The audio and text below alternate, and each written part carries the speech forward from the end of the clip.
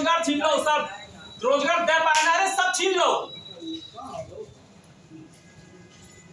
जबरदस्ती कब्जा करे ले दे। हम 115 साल से जोत रहे फसल, हमें और बचना है। हमें कोई आदेश ना करो, कोई नोटिस ना आए, हटा दो साहब, भागो यहाँ से, बुलडोजर चलाएंगे, चलाओ भैया बुलडोजर, सबके ऊपर चलाओ बुलडोजर, यहाँ मर के जाएंगे।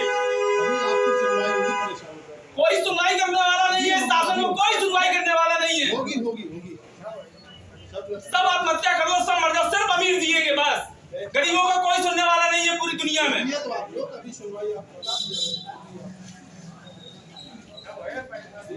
मेरा नाम नीरज पाल। आज आप यहाँ डीएम साहब कार्यालय में इसलिए आया हूँ, हमारा वहाँ पे रोजगार के लिए छोटा सा मैं ढाबा चल रहा हूँ पुलिस लाइन तिराहे पे, वहाँ पे हमारी जगह है, ये मेरा भाई है, 115 साल से जोत रहा है वहाँ पे, उसका कोई सुनवाई नहीं करने वाला। सभी लोग यहाँ पे कम से कम उसमें 20 से 25 लोग क्या ना, सब हमारे ये खानदान के लोग बैठे हुए हैं, पूरे खानदान को खत्म करने पे तुले हुए ये शासन।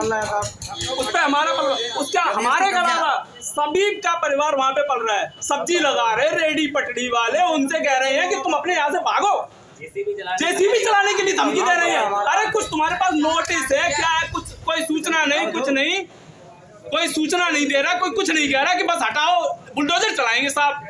बाबा जी को वोट इसीलिए दिया था, चला दो बुलडोजर, इसीलिए वोट दिया था, चलाओ बुलडोजर। हमारा हरा बाजरा कटवा दिया, खड़ी फसल कटवा दी, कच्ची फसल ले जाओ दबंगई, गुंडागर्दी, इससे तो अच्छा ही गौशाला। अरे खिलाओ भैया, गौशाला में कोई मना कर रहा है? हमको भी खिला दो जाके, शेर चीतों के सामने लॉन सफारी खोली हुई है, उसके अंदर डालो शेरों के सामने, हमको उनका भी पेट भरेगा।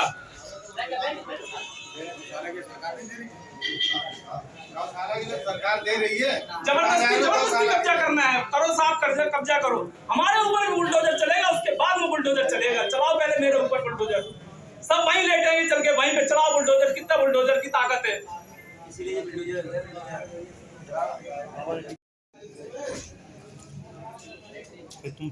मेरा नाम नीरज पाल है। नीरज पाल कहाँ के रहने वाले? गोला बाजार का रहने वाला हूँ मैं। अच्छा, आज यहाँ कलेक्ट्रेट पर धरना दे रहे हो आप लोग, सब लोग बैठ गए, क्यों बैठे हो, क्या वजह है? इसका प्रमुख कारण तो ये है कि सबका रोजगार जा रहा है। जमीन वहाँ पर जिसको हम लोग 115 साल से जोत रहे हैं, उस पर अचानक से आगे प्रशासन के लोग ये कह रहे हैं कि ये जमीन पे तुम्हारा अवैध कब्जा है। ना कोई नोटिस इशू किया, ना कोई जानकारी दी, जबकि हमारा एक मुकदमा हाई कोर्ट में विचाराधीन है, वो चल रहा है, उसके बावजूद भी ज़बरदस्ती कब्जा करने के लिए वहाँ पे आ गए हैं। रोज़ आके धमकियाँ दी जाती हैं, रोज़ आके कहा जाता है दुकानें हटा लो वरना सबके ऊपर बुलडोजर चला देंगे। रोज़ आते हैं, रोज़ धमकियाँ देते हैं आके, एक दिन नहीं जाता है, तिल करके जी रहे हैं हम लोग, मरने की कगार पे पहुँच गए। 7 दिनों से दुकानें बंद हैं, भूखों मरने की नौबत आ गई है। रोज़ कमाते हैं, रोज़ खाते हैं, रोजगार कम से कम 100 लोगों का तो रोजगार छीन।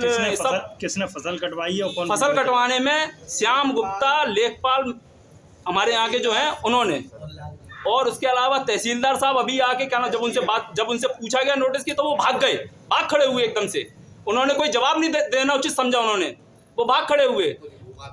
और उसके अलावा इसमें भूमाफियाओं का सबसे बड़ा रोल है।